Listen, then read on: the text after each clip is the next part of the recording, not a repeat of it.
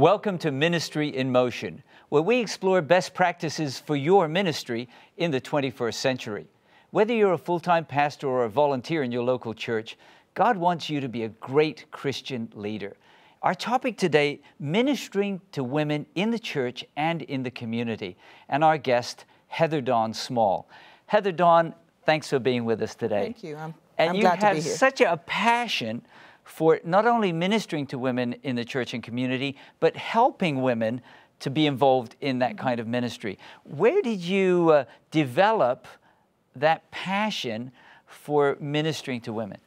I think it started many years ago as a pastor's wife when I looked at the women in the church and realized that there were needs that they had that my husband as the pastor and also the elders, who were all men, could not meet.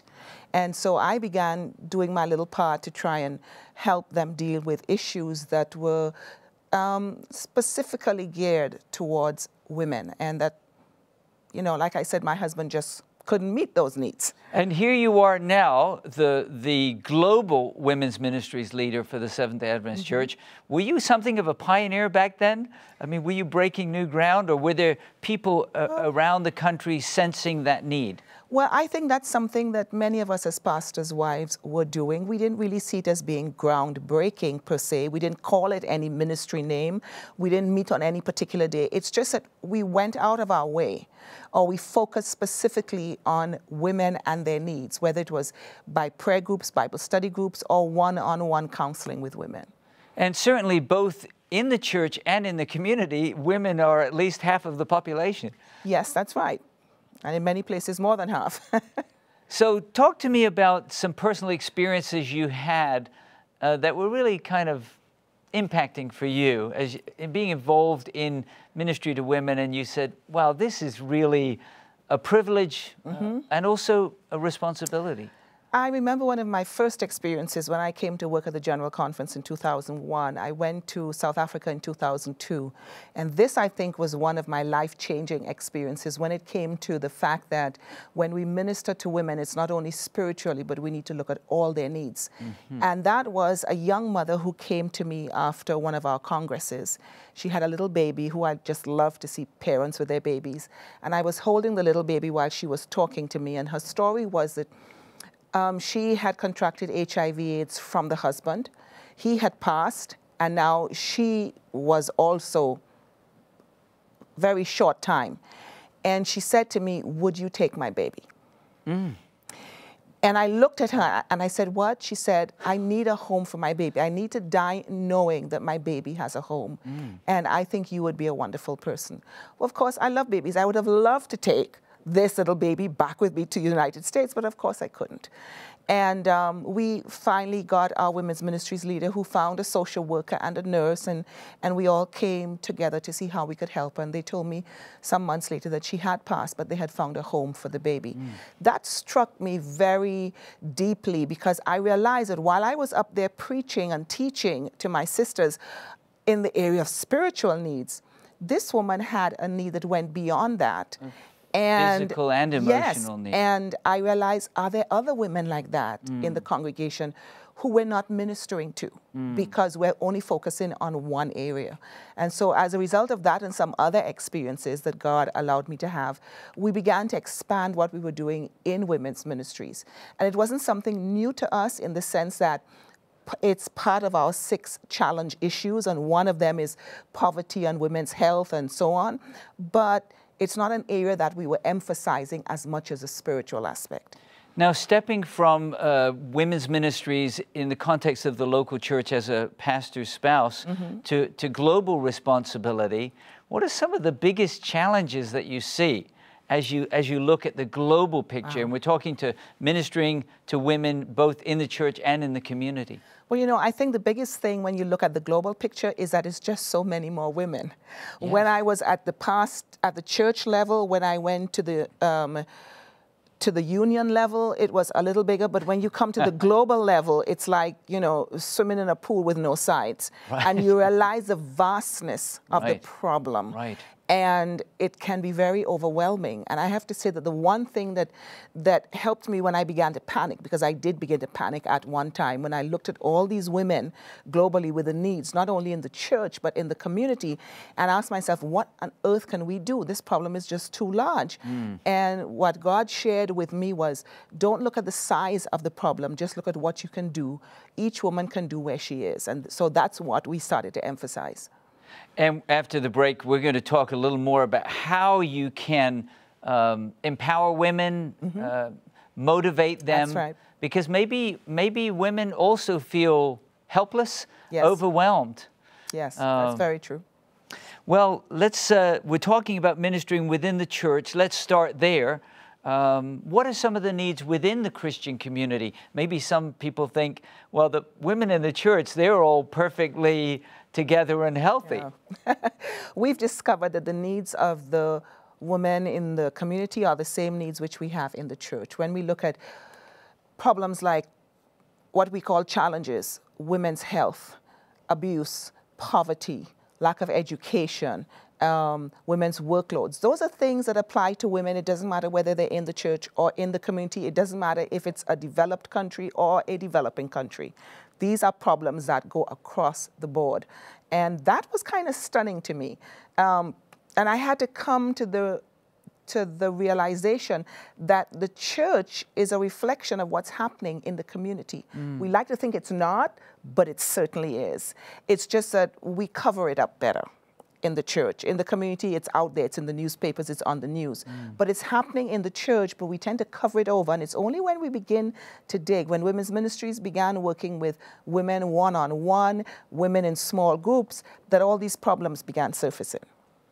We cover it up because we're told that things are supposed to be perfect in the church? We cover it up because we are concerned with how people see us spiritually. That somehow that may be a sign that we're failing? That's right. That we're not spiritual enough, or that there's something which we're not doing right. And so many women just kind of try to keep it under wraps. And then when we begin to talk about it and we begin to show, no, this isn't necessarily a spiritual problem. It's a spiritual problem in the sense that it's a sin problem. Right. But it's not that you have caused this. Well, right after the break, we're going to talk about how you can be involved, how to motivate people to be involved in ministering to women, both in the church and the community. We'll be right back.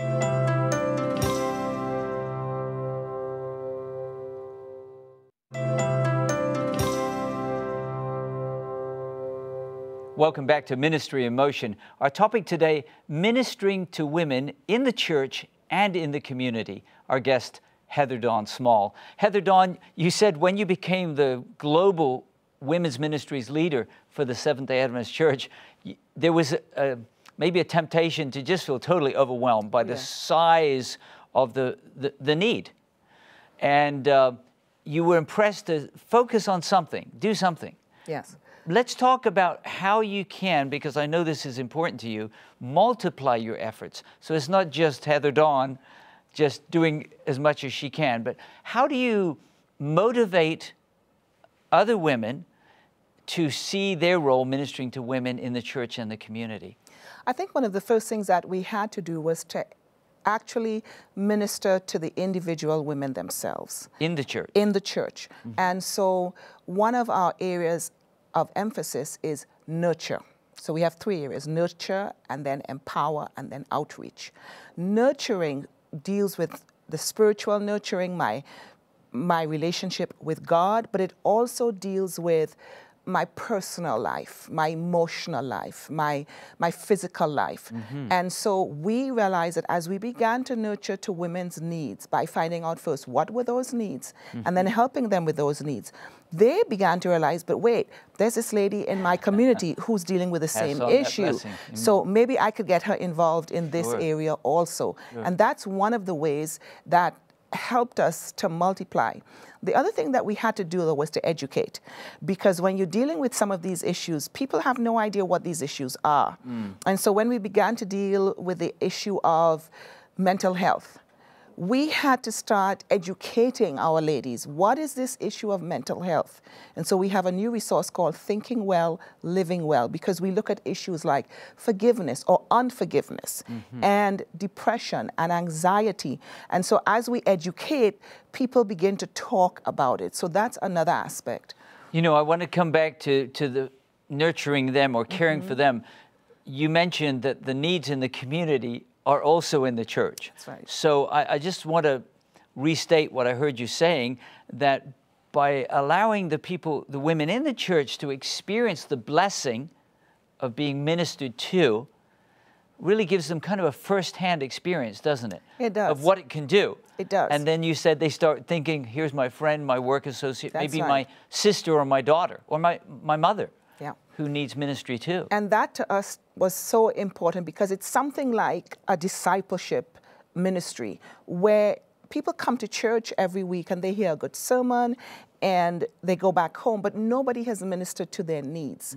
Once we got into those small group ministries and we began discipling each other in the sense of listening to what your needs are, praying for you, encouraging you, you doing the same for me, then it wasn't just coming to church to hear a sermon, it was coming to church so that I could be nurtured. Yeah, I'm thinking of the early Christians where it says they devoted themselves to koinonia. That's right. Which is the fellowship. So you're building that among Yes. the women in the church, not wanting to exclude men, they need fellowship too, but Yes. you're saying this is particularly women ministering to other women. And we've got to understand that simply because, and I know one of the problems that we've had over the years is, well, why are you separating the women? But we're all ready to agree that men and women are different. Well, if we're different, we have a different, I mean, not just physically, but emotionally, let's say, then how do you put them all in one group and minister to their needs? And we discovered that women had needs that men just couldn't understand. I mean, there are things about me that my husband, after 35 years, doesn't understand. And I don't think he ever will because he doesn't live in a female body. So he can't connect with it. I could explain all I want. So and he says, loves you and supports yes. you, but he doesn't understand it all. He doesn't get it. So I've got to get someone else who's got those hormones that I've got working within me. And so what we found was that as we sat in our small groups, whether we were dealing with women who were divorced, women who were widowed women whose husbands weren't in the church, there was something that pulled us together. There was a need which we had that we could help each other with. And as they experience this healing themselves and sense the need to reach out and help others, is there a place for some specific training? You talked about nurture. Empower. And then empower. Is that education part of that? That is part of it because we want to help our sisters understand what's taking place in their community, in their country, what the issues are, and also to help them identify those issues. So, for example, in some countries or in some parts of a country, they decided, let's focus on poverty, because poverty is an issue for us. It's an issue in the church, it's an issue in the community. What can we do to help ourselves and to help our sisters? And so in parts of Africa, for example, they would start up a widows club where the widows would get together in the church to begin to find projects which they could do to help themselves out financially. And then we would also, fundraise here in the States and send them some funds. But as they did that, and funds began coming in, then they said, well, look, we've got this sister here and this sister here. They're not in the church, but they've got the same need we have. Let's bring them into the club. And what we saw happening was widows actually began helping each other educate their children. So that while some were working on the Making Coal project, some were looking after the little ones, some were responsible for taking the others to school and bringing them home, and whoever was the first and had to go on to, let's say, high school, they would put their money together and say, we're putting it in this child. And so they would do that for one child after the other. You know, it sounds like church, but a different kind of church than just being in the church building 1 hour a week. That's right. You're taking the love of God and the community or the fellowship outside of the building, and it's happening in very practical ways throughout the whole week. Yes, and we have to realize, and I think we're coming to that realization now in the church, and you know, there's a lot of emphasis now from leadership levels all the way down. It's not just telling people about Jesus. It's showing people what Jesus was like. And that means that I can't just come to your home with a Bible study. I've also got to be aware of what's happening in your life. And that's why I say to the pastors, when you go visiting, take a woman with you. Take your wife with you, and if she can't go, take some other women from the church. Because the pastor goes to do spiritual nurture. But the women come along and we see things that men don't see. We sense things that men don't sense. And when we leave, I could say to my husband, listen, that family's having a problem. You know, it looks like if they don't have very much food in the house, because maybe I went into the kitchen with the wife and I saw certain things that he would have never seen. You know, it all sounds so good, but after the break, we're going to talk about some resistance and how to overcome that so that we can minister to women in the church and in the community. We'll be right back after the break.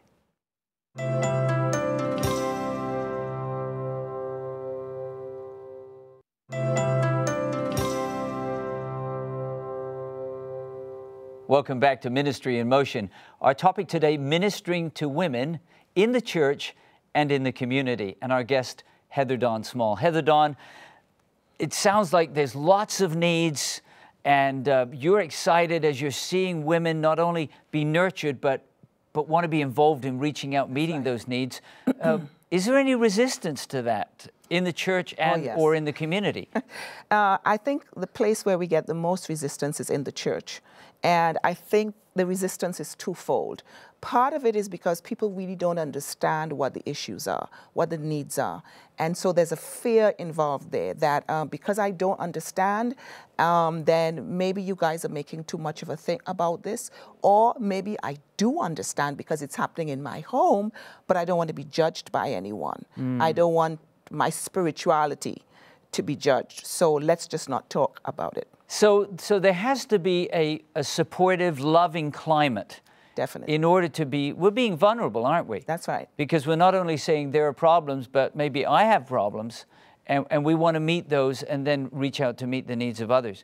But you're seeing it happen. So I want to give you a chance in this last segment to share some exciting sightings of ministering to women in the church community and some optimism that you're feeling about the future. Well, you know, I'm feeling very optimistic. There was a time, as you said earlier, that I was feeling very overwhelmed, and that was back in 2005. But I have to tell you, in the past 10 years, the change which we have seen in the church, the change we have seen in our sisters, from being inward looking to outward looking, from being willing to stand up in front of the church and talk about some of these issues, to actually educating ourselves. And so we have women in so many different parts of the world who are doing things. For example, in the area of poverty, I think of places like India, South America, Central America, where women are being trained to do something that they can then take and sell, that they can use to help their families. Literacy issues, Africa, India, where we are teaching our women how to read so that they could improve their lifestyle. Problems with health problems. We are taking the time to teach our women. Years ago, when the issue of HIV/AIDS was very big, I remember one of the things that we were asked for is we need a teaching tool that we can use in the villages. And so we created a teaching tool. It was a lap chart with health ministries for the women to use in their villages in Africa. And they were happy to be able to do this. And so we saw groups being organized in villages, people being educated from the spiritual aspect as well as from the physical aspect.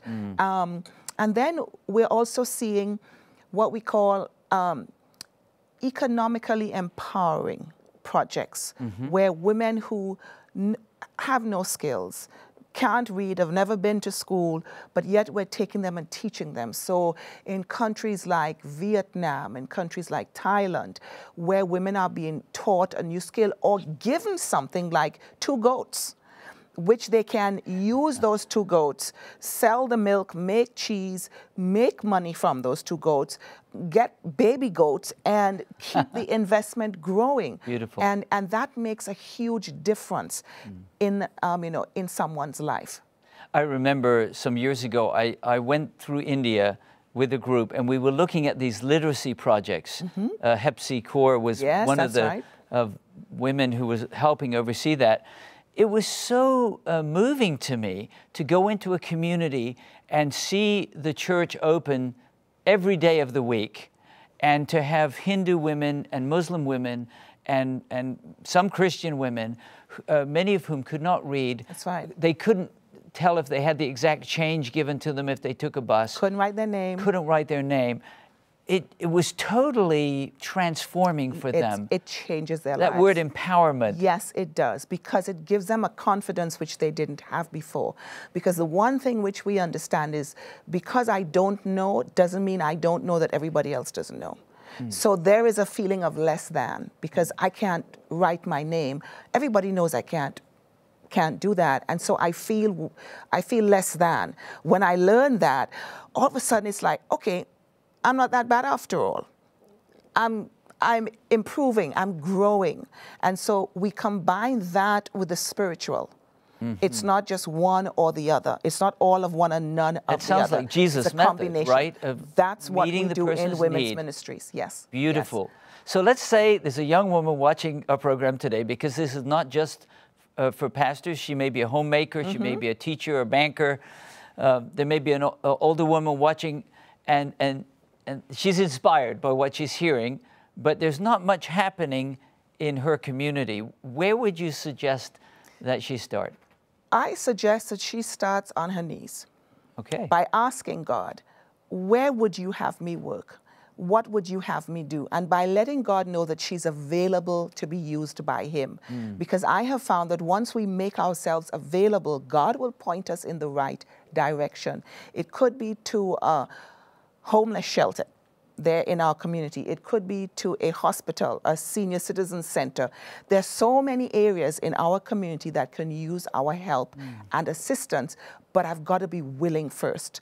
And once God knows that, he takes it the rest of the way. You know, it reminds me of what you said earlier, where you said, I can't do everything, but I can do something. I can do something. So you'd say, start on your knees. Start on my knees. Lord, show me a need. And then just get involved? And you know what I find is so amazing? God many times, or at least most times, uses what we love. I love to cook. I love to do crafts. I love to talk to other people. And he will use what we love to reach out to someone else. And I'm guessing when you do that and someone is ministered to, as you said earlier, some of those people are going to say, I'd like to be a part of this. That's right. In other words, the ministered to woman says, I want to be involved in ministering to other women. That's very true. That's very true. And that's why in 2005, when our world theme was Tell the World, women's ministries added Touch Your Heart, Tell the World. Because we knew that in order to tell, we first had to touch. And you touch where the pain is and help with that issue. And in doing that, people see Jesus. And then they want to know more. And we've just got a minute left, but I know End It Now has been a really strong focus, and we're going to have a whole program on that. But what do you see as women step out boldly in the name of Jesus to minister to other women in the church and community? You know, abuse prevention is very big right now, and that is an area that we take into the community, that we march on the streets, that we go to the malls. It's a social issue, and it's one that the church has something to say about. Well, thank you so much, Heather Dawn, for joining us. You've inspired me to pray for the women who are ministering to other women, because that is a unique ministry indeed. And thank you also for joining us. By the way, we do have an upcoming program on preventing abuse in the church with Heather Dawn Small. I know you'll be blessed by that program too. If you're just watching for the first time, you ought to go to our website at ministryinmotion.tv, because we have a tremendous menu of resources, including the one you've heard today on ministering to women in the church and in the community. Ministry in Motion is designed to help you, whether you're a full-time pastor or a lay leader in your local church, to be a great Christian leader. So Heather Dawn, thanks for being with us today. And thank you also for being with us. And our prayer is that you take what you've learned and go out and make a difference in Jesus' name. And then as people say, I want to be a part of that, welcome them with open arms and go out and be a blessing to those around you.